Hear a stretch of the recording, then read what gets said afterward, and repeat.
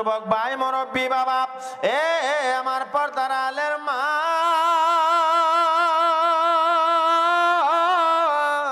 অন্তরের কান লাগাইয়া কথাগুলি শোনেন। এই দুনিয়া থাকার জায়গা না, আপনি আমি কেউই থাকতে পারবো না। এই জন্য আমার আল্লাহ বলেন, দুনিয়াতে আমি আল্লাহ তোমাদেরকে পরীক্ষা করবার জন্য পাঠাইছি। ওয়ালা নাবলুওয়ান্নাকুম বিশাইইম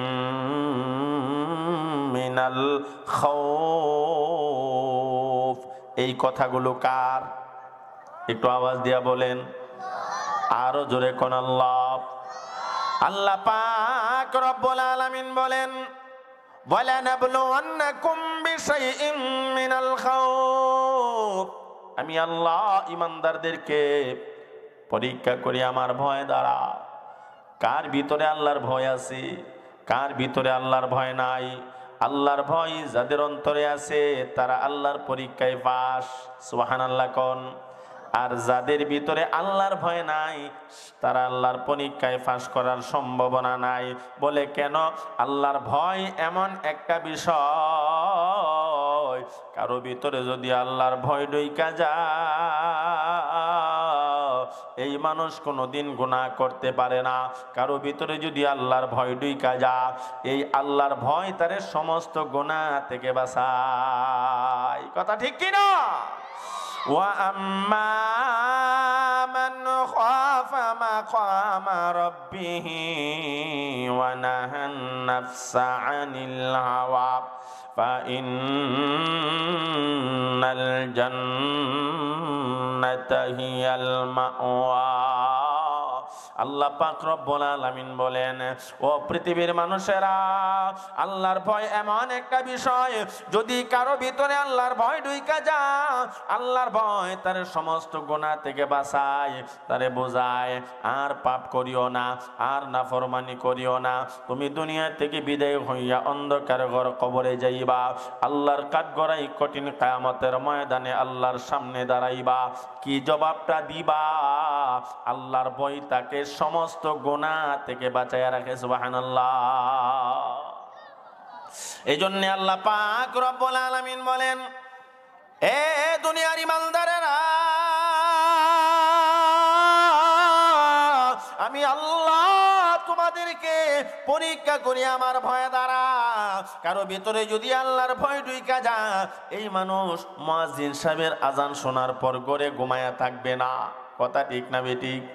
আওয়াজ দিয়া কন না। ও আমার ভাই, মানুষ ফজরের সময় ঘুমায়া থাকেনি না? থাকে না? মুয়াজ্জিন সাহেব আজান দে, কানে আজানের আওয়াজ বাজতেছে, কিন্তু কম্বলের নিচ থেকে ঠান্ডা শীতের কারণে বের হতে মন চায় না। আসেনি না নাই? আবার আপনার আমার মধ্যে এমন একদল মানুষ আছেন যারা যত ঠান্ডা শীত হোক না কেন, মুয়াজ্জিন সাহেবের আল্লাহু আকবারের আওয়াজটা শোনার সাথে সাথে ওই আরামের বিছানা ত্যাগ করে ঠান্ডা পানি দ্বারা ওযু বানাইয়া আল্লাহর ঘর মসজিদে চলে যায়। আছেনি না না? এ আমার ভাই, এক মানুষ এই আজান শোনার পরে ঘুমায়া থাকে, মসজিদে যায় না। আবার এই মানুষটাই আজান শোনার পরে আরামের বিছনা ত্যাগ করে মসজিদে চলে যায়। এর অর্থ হলো, যার ভিতরে আল্লাহর ভয় আছে, জাহান্নামের আগুনের ভয় আছে, কবরের আযাবের ভয় আছে, এই মানুষ আজান শোনার পরে আর ঘুমায়া থাকতে পারে না। আর যার ভিতরে আল্লাহর ভয় নাই, তারে বেন্দা দিয়া বাইরে লোক কাম হইতো না। কথা ঠিক নি? আব্বা কইছে, যদি নমাজ না ফরজ তোরে বাদ দিতাম না, হে প্রয়োজন হইলে বাদ না খায়া থাকবো, তো নমাজ পড়তো না। কথা ঠিক নি? আল্লাহ কো না না না, এ বান্দা, যতক্ষণ পর্যন্ত আমি আল্লাহর ভয় তোমার অন্তরে না ঢুকবে, ততক্ষণ পর্যন্ত তুমি মানুষকে আঘাত করবা, প্রহার করবা, শাস্তি দিবা, কোনো লাভ হবে না। আল্লাহর ভয় এমন একটা বিষয়, আল্লাহর ভয় যদি অন্তরে ঢুইকা যায়, এই মানুষকে আর কিচ্ছু বলতে হয় না। আজান শোনার পর দৌড়াইয়া মসজিদে চলে যা। আল্লাহর ভয় অন্তরে আসে বিদায়ী তো মাহফিলের ভিতরে চলে আসছেন। কথা ঠিক নি? বাড়িতে আরামের বিছানায় ঘুমাইলে বড় আরাম লাগতো। এই ব্যাপার আপনারা ভালো অভিজ্ঞতা আছে, আমারও অভিজ্ঞতা আছে। কিন্তু এই ঠান্ডা মাটিতে বসে আছেন কেন? একমাত্র কারণ আল্লাহর ভয়। মাহফিল হচ্ছে, আমি কেমনে গো বাড়িতে বসে থাকি? কথা ঠিক নেই? এই জন্য যুবক ভাই, মুরব্বী বাবা, এখনো যারা বাড়িতে রাস্তাঘাটে দোকানপাটে আছেন, আজকের মাহফিলে আসেন। এই মাহফিলে আইসা নিজের জিন্দেগির গুনাহের জন্য তওবা করেন, মা বাবার জন্য চোখের পানি ছাইরা দোয়া করেন। ও আমার ভাই, বলছিলাম কথা, এই দুনিয়া চিরদিন থাকার জায়গা না, থাকতে পারবো না। আল্লাহ পাক দুনিয়াকে পরীক্ষার হল বানাইয়া পাঠাইয়া দিছে। জোরে কোন সুবহানাল্লাহ। কত মানুষ এই জয়দুরকান্দি গ্রামে বসবাস করত, তারা আজকে কোথায়? মাঝে মধ্যে আমি আমার একটা ওয়াজের মধ্যে দেখি আপনাদের এলাকার একজন মুরব্বী আমার পাশে বসে রয়েছি। মৌলানা ইমরান আজারি সাহেবের কাছ থেকে খবর নিয়ে শুনলাম, কো ভাই, এই মানুষটা দুনিয়া থেকে বিদায় হয়ে গেছি। কত বছর মাহফিলে যেই লোকটা পাশে বসা ছিল, এই লোকটা এবার নাই। এমন আসেনি না নাই? ওনার মতো এই জয়দুরকান্দি কত মুরব্বী অন্ধকার ঘর কবরে শুয়ে কান্দে। ও আমার ভাই, সন্তানকে ডেকে ডেকে বলে, সন্তান আজকের মাহফিলে যাও, আমার জন্য একটু দোয়া করো। আমি আব্বা বাড়ি চাই না, ঘর চাই না, ধন সম্পদ চাই না। কথা ঠিক নি? নাকি আব্বা কবরে শোয়া শোয়া বলে, এই বাড়ি আমার, এই ঘর আমার? না, কবরকে খবরকে হাইরে সালাতে পারলাম, বরং আপনার মা বাবা কবরে শুয়ে শুয়ে কান্দে আর বলে, এই বাড়ি আমার না, এই ঘর আমার না, এই ধন সম্পদ আমার না। আমি যেই ঘর বাড়ির জন্য, যেই ধন সম্পদের জন্য নামাজ পড়ার সময় পাই না, এই ধন সম্পদ, এই ঘর বাড়ি আসলে আমার না। কথা ঠিক না বেঠিক? বলছিলাম কথা, আপনার আব্বা ঘর বানাইছে, বাড়ি বানাইছে, খালি হাতে কবরে শুয়ে গেছে। ঘরের জায়গায় ঘর আছে, বাড়ির জায়গায় বাড়ি আছে, কিন্তু বাড়িওয়ালা নাই। কথা ঠিক নি? আওয়াজ দিয়া কোন, বাড়িওয়ালা নাই রে বাড়ি, নাই রে দুনিয়াতে, বাড়িওয়ালা নাই রে বাড়ি, নাই রে দুনিয়াতে। কথা ঠিক কি না? চোখের পলকে তুমি হতে পারো লাশ, চিরতরে বন্ধ হবে তোমারই নিঃশ্বাস। কথা ঠিক না বেঠিক? আরো জোরে কোন, চোখের পলকে তুমি হতে পারো লাশ, চিরতরে বন্ধ হবে তোমারই নিঃশ্বাস। হবে এলান তোমারই নাম মসজিদের মাইকে, আরে হবে এলান তোমারই নাম মসজিদের মাইকে, বাড়িওয়ালা নাই রে বাড়ি, নাই রে দুনিয়াতে, বাড়িওয়ালা নাই রে বাড়ি, নাই রে দুনিয়াতে, বাড়িওয়ালা নাই রে বাড়ি, নাই রে দুনিয়াতে, বাড়িওয়ালা নাই রে বাড়ি, নাই রে দুনিয়াতে। কথা ঠিক কি না? এ ভাই, বাড়ির জায়গায় বাড়ি পড়ে আছে, ঘরের জায়গায় ঘর পড়ে আছে, কিন্তু এই বাড়িওয়ালা বাড়িতে নাই, এই ঘরওয়ালা ঘরে নাই। অন্ধকার ঘর কবরে শুয়ে শুয়ে কান্দে, আর সন্তানকে ডেকে ডেকে বলে, সন্তান, এত কষ্ট করে আমি বাড়ি বানাইলাম, এত কষ্ট করে আমি ঘর বানাইলাম, এই বাড়ি এই ঘর আসলে আমার না। আমার বাবা মরে গেল, এখন বাড়ির মালিক আমি, আমি মরে যাব, আমার সন্তান হবে বাড়ির মালিক। ক্রমান্বয়ে একের পর এক মালিক রদবদল হবে। আল্লাহ কো, ও বান্দা, আসলে এই বাড়ির মালিক কেউ না। কথা ঠিক কি না? আজকে আপনি ভাবতেছেন আমার এই বাড়ি সুন্দর করা দরকার, এই ঘর আমার সুন্দর করা দরকার, টিন সেট ভাঙ্গা আমাকে বিল্ডিং বানা দরকার। কিন্তু আপনি কি জানেন, আপনার চক্ষুটা যখন বন্ধ হয়ে যাবে,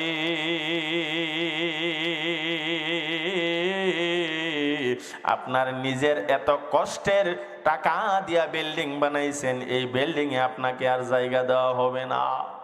কথা ঠিক নেই? নাকি বলবে সন্তানে, আব্বা এত কষ্ট করে বিল্ডিংটা বানাইছে, আব্বারে এক সপ্তাহের জন্য রাইখা দিই বাড়িতে।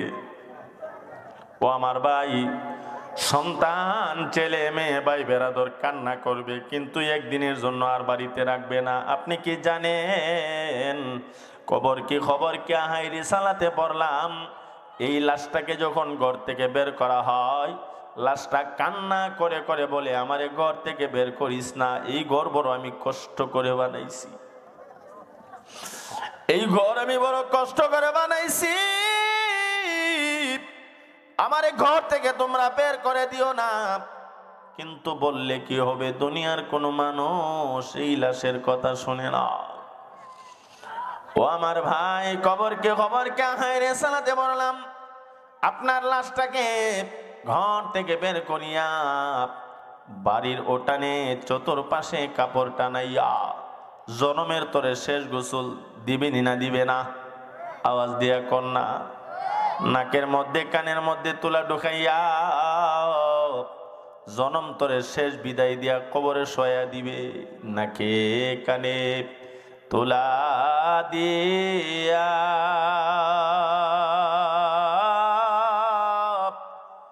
গরম পানির গোসল দিয়া জনম তরে দিবে বিদায়, শেষবারের লাগিয়া রে মন জনমের লাগিয়া। কথা ঠিক নেই? আপনারা আওয়াজের বাপ বানানা। এতগুলা মানুষ আওয়াজ দিলে সন্ধ্যা যাওয়ার কথা, কিন্তু আওয়াজের বাপ বানানা আরো আসতে হইছে। ও আমার ভাই, আপনারা কি ঘুমাইতেছেন? কে কে ঘুমাইতেছেন একটু হাত তুললা দেখান। না, সবাই তো সজাগ আছেন, কিন্তু আওয়াজের ভাবে বোঝা যাইতেছে আপনারা ঘুমাইতেছেন। চোখের ঘুমটা সরাইয়া দেন, সামনে চমৎকার আওয়াজ আসতেছে, মহব্বতের সাথে একটু জিকির করেন, লা ইলাহা ইল্লাল্লাহ, লা ইলাহা ইল্লাল্লাহ,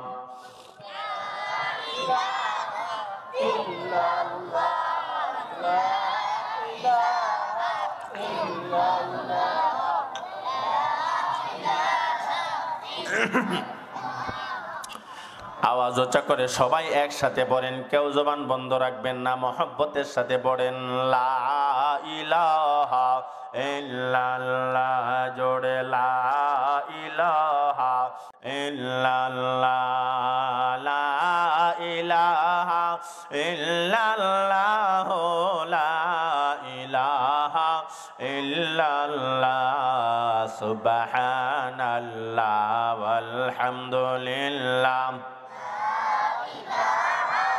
ইল্লাল্লাহ, সুবহানাল্লাহ ওয়ালহামদুলিল্লাহ, লা ইলাহা ইল্লাল্লাহ, লা ইলাহা ইল্লাল্লাহ, লা ইলাহা ইল্লাল্লাহ, সুবহানাল্লাহ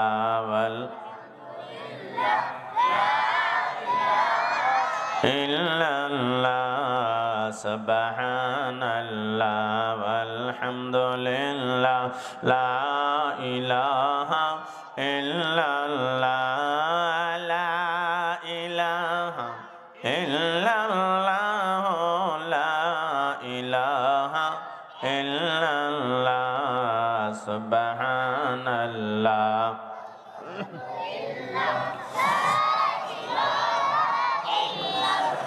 লা ইলাহা ইল্লাল্লাহ,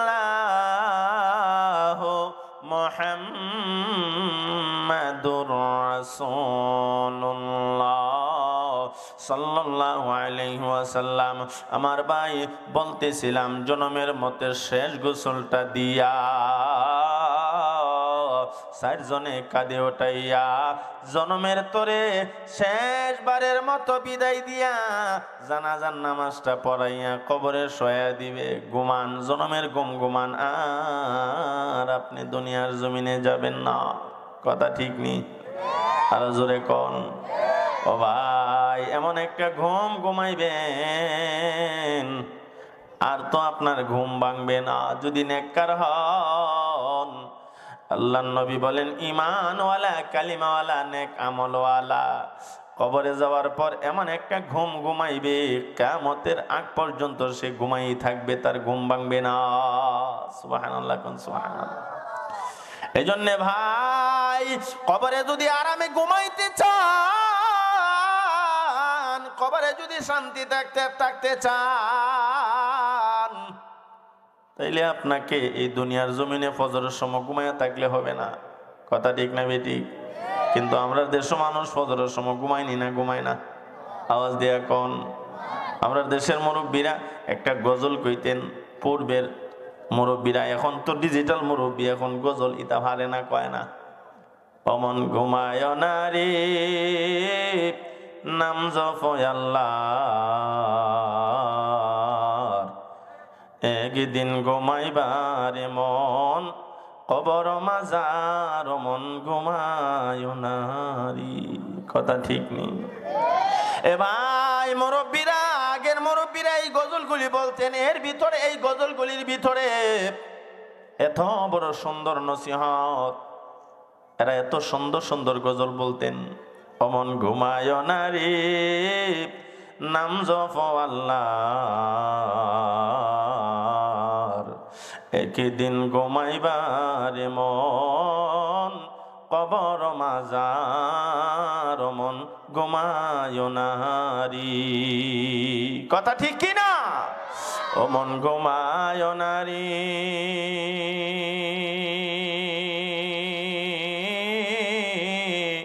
নাম জপ আল্লাহর, একদিন ঘুমাইবারে মন, কবর মাজার মন ঘুমায় নারী।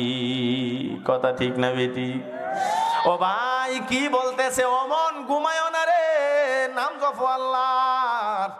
এর মানে মুয়াজ্জিন সাহেব আযান দিছে, দৌড়াইয়া মসজিদে যাও, আল্লাহর কুদরতি কদমে সেজদা দিয়া আল্লাহর পাক ও পবিত্রতা বর্ণনা করো।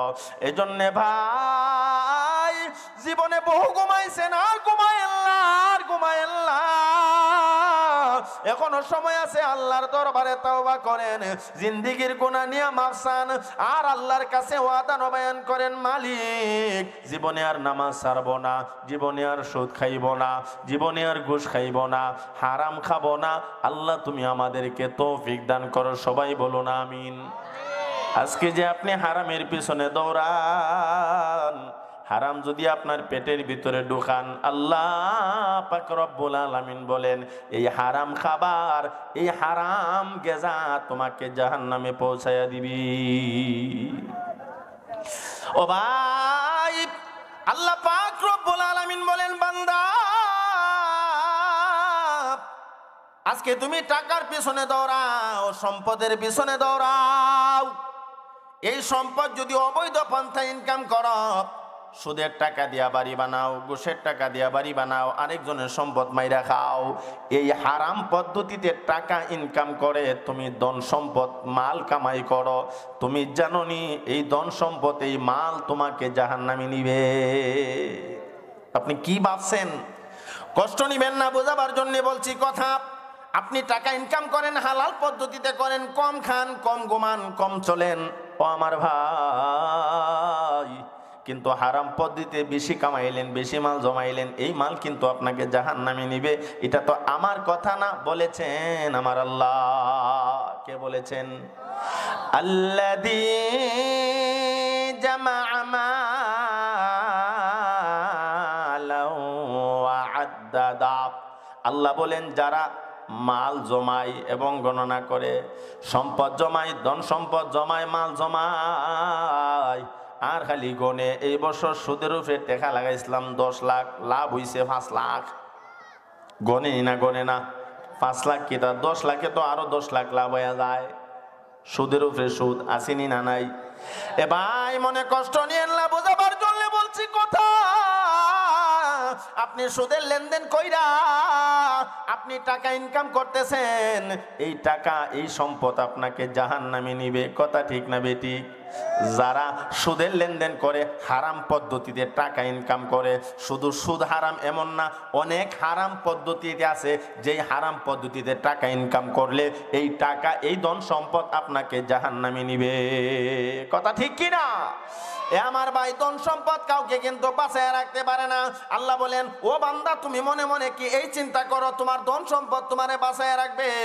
ইয়াহসাবু আন্নামা লাহু আখলাদা, তুমি কি মনে মনে ভাবো তোমার মাল তোমাকে চিরজীবী করবে? আল্লাহ কো না না না, কাল্লা, কখনো না। তোমার মাল, তোমার ধন সম্পদ তোমাকে চিরজীবী করবে না। বরং আল্লাহ বলেন, এই মাল, এই ধন সম্পদ যদি হারাম পদ্ধতিতে ইনকাম করো, লায়ুমবাদান্না ফিল হুতামা, আল্লাহ বলেন হুতামা নামক জাহান্নামে তোমাকে তোমার এই মাল ধন সম্পদ পৌঁছায়া দিবে। এখন আসেন, হুতামা নামক এই জাহান্নাম, এটা আবার কেমন? আল্লাহ পাক নবীজির জিগাই, বন্ধু গো, আপনি কি জানেন হুতামা কারে কয়? আল্লাহর নবী কোনো কথা কয় না। ও নবী, আপনি কি জানেন হুতামা কারে কয়? ও আমার ভাই, আল্লাহর নবী কোনো কথা কয় না। আল্লাহ পাক নিজেই জবাব দিছেন হুতামা কারে কয়। হুতামা নামক জাহান্নাম এত কঠিন এক ভয়াবহ জাহান্নাম। আল্লাহর নবী বলেন, এই জাহান্নামে যখন কোনো মানুষকে দেওয়া হবে, এই মানুষের চতুর্পাশে আগুন দাউ দাউ করে জ্বলতে থাকবে। আগুনের খুঁটি হবে, লম্বা লম্বা খাম্বা হবে, এর ভিতরে আগুন আর আগুন। এই আগুনের মধ্যে ফেলে দেওয়া হবে হারাম পদ্ধতিতে যারা টাকা ইনকাম করে তাদেরকে। ও আমার ভাই, লায়ুমবাদান্না ফিল হুতামা ওয়া মা আদরাকা মাল হুতামা। আল্লাহ পাক নবীজিকে বলেন, ও বন্ধু, আপনি কি জানেন হুতামা কারে কয়? আল্লাহ নবী কোনো জবাব দেয় না। আল্লাহ পাক নিজেই জবাব দেন,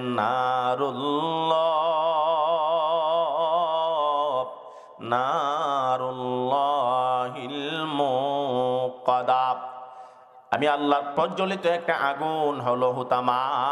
এই আগুনের মধ্যে কাউকে যখন ছেড়ে দেওয়া হবে, আগুনটা তার হৃৎপিণ্ড পর্যন্ত পৌঁছে যাবে। আল্লাতী তাত্তালিউ আলাল আফইদা, আল্লাহ পাক বলেন হুতামা নামক জাহান্নামের আগুন এত ভয়ঙ্কর আগুন, এই আগুনটা মানুষের হৃৎপিণ্ড কলিজা পর্যন্ত পৌঁছে যাবে। এই জন্য ভাই, মনে কষ্ট নিয়েন না। আজকে থেকে আমরা নিয়ত বানাবো হালাল গেজা খাবো, হারাম থেকে বাইচা থাকবো। আল্লাহ তৌফিক দান করেন, কোন আমিন। আরো জোরে কোন আমিন। ও ভাই, মনে কষ্ট নিবেন না। আজকে দুনিয়ার জন্য আমরা সবাই পাগল হয়ে গেলাম, কেমনে দুনিয়া বড় করা যায়, কেমনে ধন সম্পদ জমানো যায়। কিন্তু আমার মাথায় কেন এই বুদ্ধিটা আসে না? এই ধন, এই সম্পদ, এই ঘর বাড়ি আমার চোখ বন্ধ হয়ে গেলে এগুলি আর আমার না। কথা ঠিক কি না? কবরে শোয়া শোয়া তখন কাঁদবেন আর বলবেন, কি করলাম আমি, কি করলাম? এই ধন সম্পদ আমি কামাইলাম, এই বাড়ি ঘর আমি বানাইলাম, আমি এই ধন সম্পদ কামাই করতে গিয়া নামাজ পড়ার টাইম পাই নাই। আসলে এই ধন সম্পদ আমার ছেলে মেয়ে আত্মীয় স্বজন খায়, আমার তো কোনো লাভ নাই। কথা ঠিক না বেটি? কিন্তু আল্লাহর নবী বলেন, মা বাবা যে ধন সম্পদ দিয়া গেছে, এই ধন সম্পদ থেকে যদি আল্লাহর রাস্তায় কিছু দান করেন, এই দান সদকা মা বাবার রহে পৌঁছে যায়। এই জন্য আপনারা আপনাদের এই নুরুল কোরআন মাদ্রাসা জানে মালে, আব্বা আম্মার সম্পদ তো আর কম দিয়ে গেছে না। আপনারা আপনাদের তৌফিক অনুযায়ী আব্বা আম্মার জন্য এই মাদ্রাসায় দান খয়রাত করবেন। রাজি আছেন না ইনশাআল্লাহ? আরো জোরে কোন রাজি আছেন না ইনশাআল্লাহ? এই দান আপনারা দিতেছেন, আলহামদুলিল্লাহ। দিনের দিন মাদ্রাসা তরাক্কি হচ্ছে, উন্নতি হচ্ছে। এই মাদ্রাসা আপনাদের এলাকার সকলের জন্য কঠিন কিয়ামতের ময়দানে নাজাতের ওসিলা হবে ইনশাআল্লাহ। কারণ এই ধন, এই সম্পদ, এই মাল আপনি যদি আল্লাহ রাস্তায় ব্যয় করে যান, আপনি মাদ্রাসা বানায়া যান, মসজিদ বানায়া যান, এতিম মিসকিনকে দান করে যান, আপনার এই দান বিতা যাবে না ইনশাআল্লাহ। আল্লাহ। এই জন্যে আলহামদুলিল্লাহ আপনাদের নুরুল কোরআন মাদ্রাসা, আশপাশে আরো মাদ্রাসা আছে, আপনাদের মসজিদগুলো আছে, আপনারা সকলে দানের হাত প্রশস্ত করবেন। আল্লাহ বলেন ওয়ামিম্মা রাযাকনাহুম ইউনফিকুন, আল্লাহর দেওয়া রিজিক থেকে যারা আল্লাহর রাস্তায়